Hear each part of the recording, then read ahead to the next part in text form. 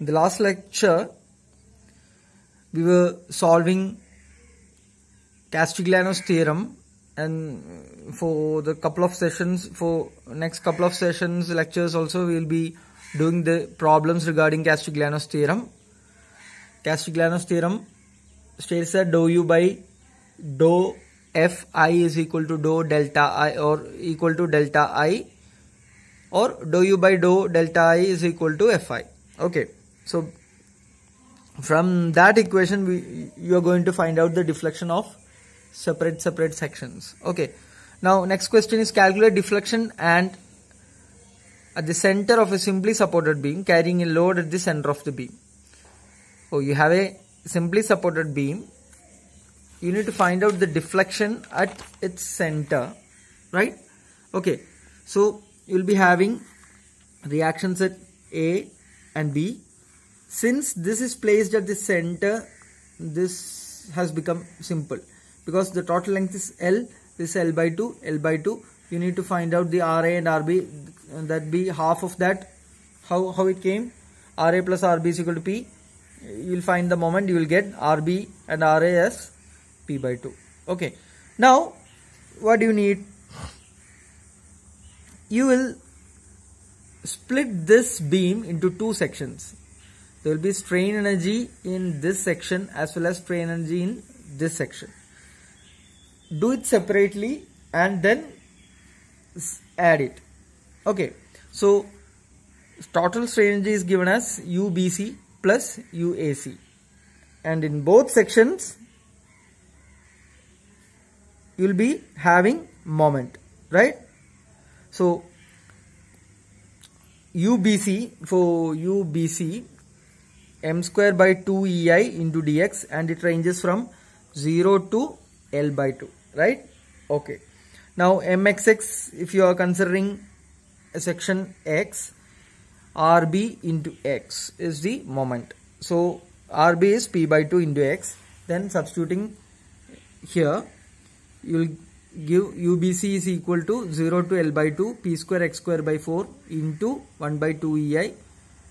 You will integrate it and you will get x square becomes x cube by 3, 0 to L by 2, P square by 8 EI into L cube by 8 into 3, UBC is given.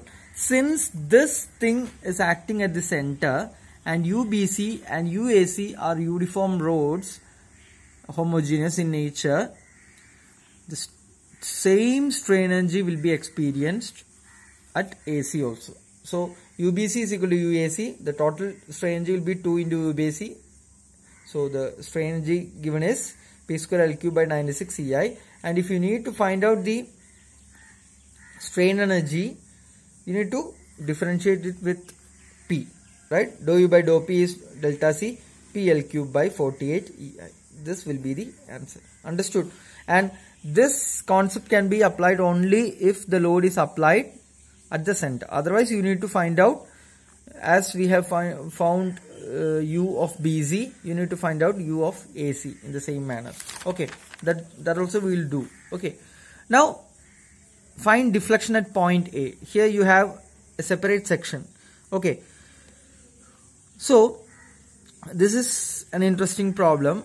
The length of this section is L, and you have a curved section, and a force of P is acting at point A. Say this is having a radius R and it is inclined to its horizontal at theta degree. So first of all, we will consider an arc of here. You consider an arc which is inclined at d theta and making a side, and that means this side, say this side is dx. Okay, so dx will be equal to r d theta, right? So since a force is acting at this point, similar force will be acting opposite to this point if the system is in equilibrium, right? So it becomes a couple, right? So to maintain the system in equilibrium, there will be a force similar to this force acting opposite to this direction. That can be due to the weight of this curvy structure, whatever it may be. Okay, so here say this distance is x, then moment of the couple will be px, right? Okay, and this distance is r cos theta. If you plot a right triangle here, since this is d theta, this becomes r cos d theta actually. Okay, so x is equal to r minus r cos theta. Okay, this is not okay, theta. So x is equal to r minus r cos theta. X is equal to r into 1 minus cos theta. Okay, right. So now moment is equal to p into x. P into x, that is coupled moment. PR into 1 minus cos theta, right? So you are substituting this equation instead of x, you are giving this equation. Okay, so for curved section u1 is equal to, for curved section there is a moment and that moment has been found here. Square this by 2i into dx, right? So, and this limit is from 0 degree to 180 degree. This is not for 360, this is for 180 degree. If this is only for 90 degree, 0 to pi by 2 will be the limit. Okay, apply the limits and then you are having r d theta here, right? So p square r cube by 2 ei 1 plus cos square theta minus 2 cos theta d theta. Okay, since you have the term in terms of d theta. Okay,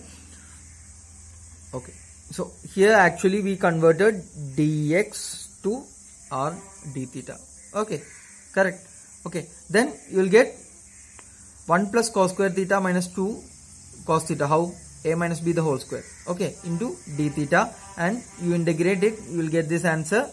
Okay, now which will become 3 by 4 p square r cube pi by ei. Okay, this will be the strain energy for this curved section. And now for strain energy for second section, that means of length L, this one. Okay, here we have a moment that is like this. A force is acting. This distance will be, this is r and this is our total 2r. Okay, so m is equal to p into 2r, distance, perpendicular distance is 2r. P into 2r or 2pr, you substitute this, you will get u2 as 2p square r square L by ei, and you sum u1 and u2, you will get this answer. This will be the deflection at strain energy, total strain energy. And now you need to find out the deflection at point A.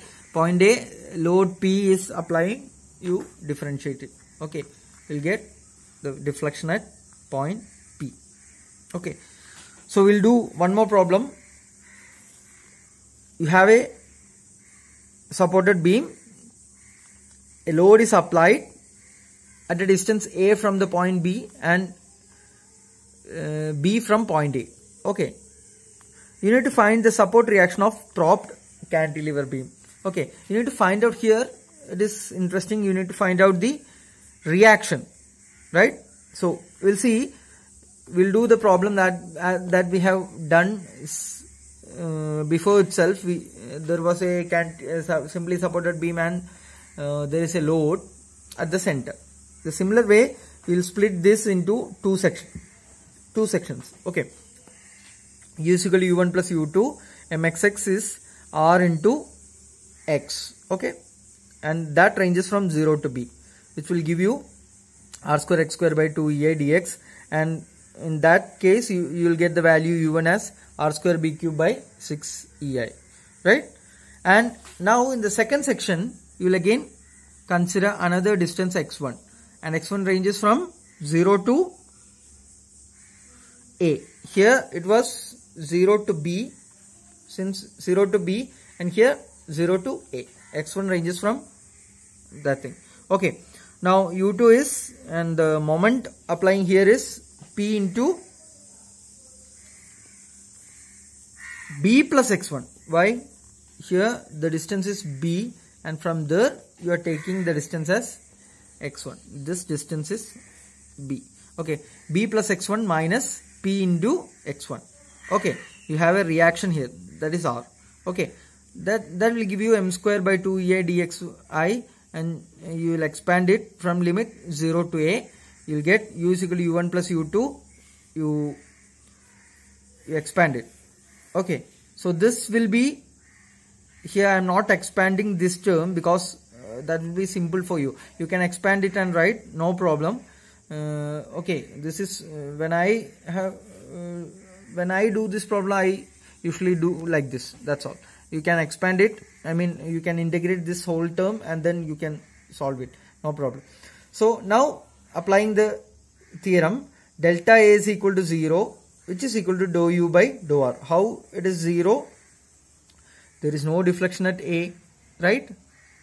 You need to find out the unknown reaction dr, and here this is a supporting reaction, so there is no deflection, it is fixed here, right?